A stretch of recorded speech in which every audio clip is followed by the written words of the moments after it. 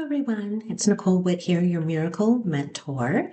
And in today's video, I'm going to be reading and discussing the escape from darkness. So this is chapter 1, section 4, in A Course in Miracles.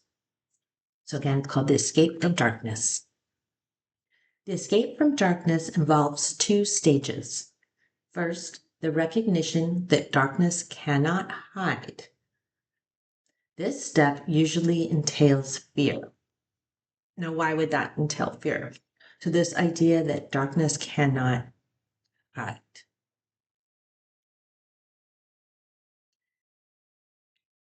And so this idea that we have darkness inside of us, right? So this is an idea. This is thoughts that come in that tell us we're bad, we're wrong, we're not light, we're dark. We're in that dark space, any of those fearful attack thoughts.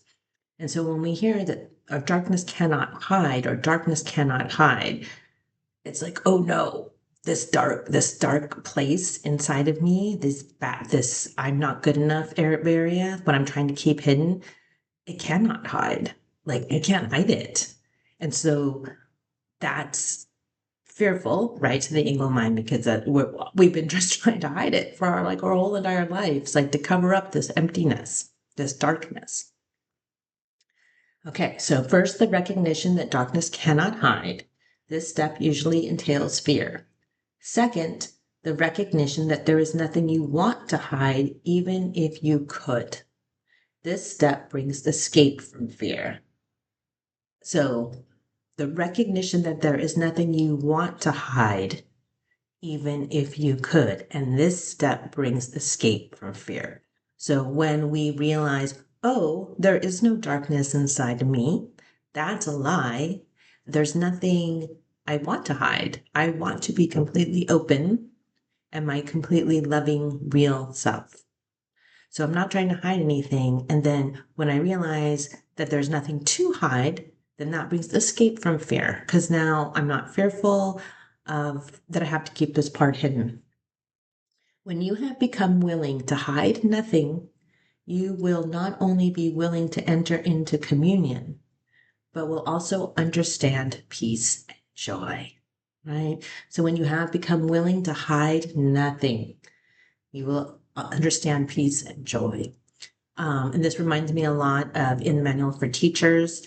The second characteristic of a teacher of God is that honesty, which is consistency, which is always coming from that place of knowing there's nothing to hide. Holiness can never be really hidden in darkness, but you can deceive yourself about it. Okay, so holiness, which is you, can never really be hidden in darkness. So we've made this dark world thinking that we're hiding in it, but we can't be hidden in it, right? We are holiness and we cannot be hidden in darkness. But you can deceive yourself about it, right? So we believe we're here in this world hiding away. This deception makes you fearful because you realize in your heart it is a deception, and you exert enormous efforts to establish its reality.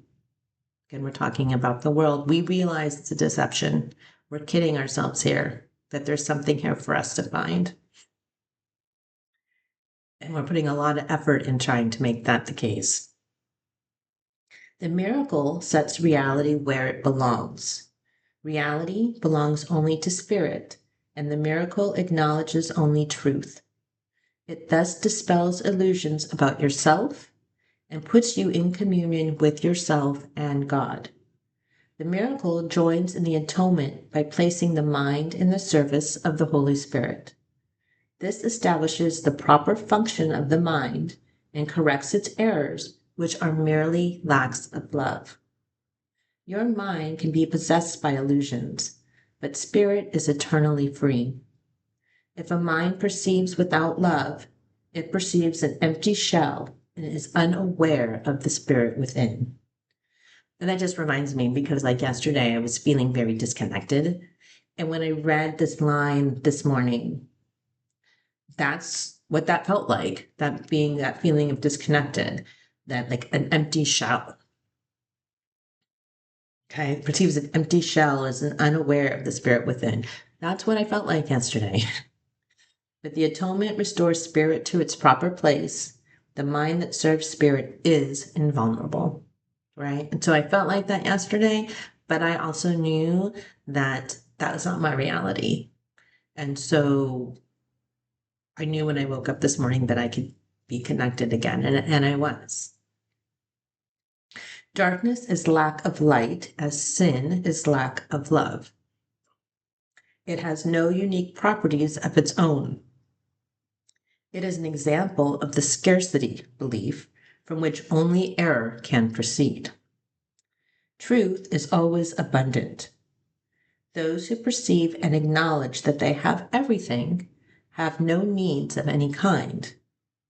The purpose of the atonement is to restore everything to you, or rather, to restore it to your awareness. You were given everything when you were created, just as everyone was. So we were given everything that we need. We will always have everything that we need, but we don't believe that. We don't remember that. And sometimes we actively refuse to believe it, and we choose to believe in scarcity instead.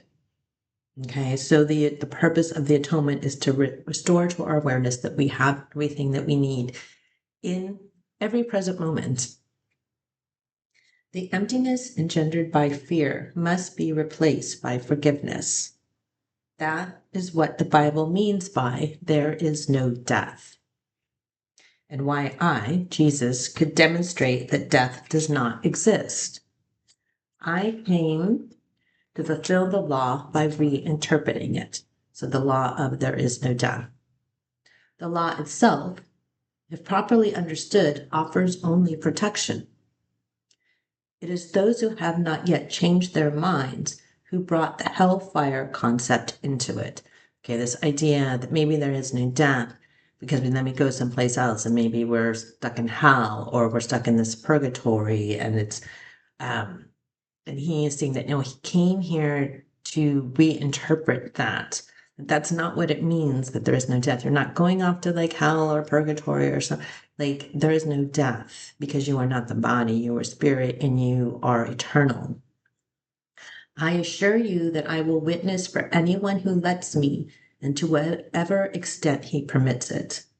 Your witnessing demonstrates your belief and thus strengthens it. Those who witness for me are expressing, through their miracles, that they have abandoned the belief in deprivation in favor of the abundance they have learned belongs to them. So we can only experience miracles and extend miracles coming from the truth of who we are, which is abundance. So whenever we are feeling deprivation, lack, scarcity, then our job at that point is to realize that and to come to the atonement and make ourselves miracle minded again by acknowledging our abundance and everyone's with us. So I hope you enjoyed that section. The next video will be on wholeness in spirit. Have a great day. I love you. Bye-bye.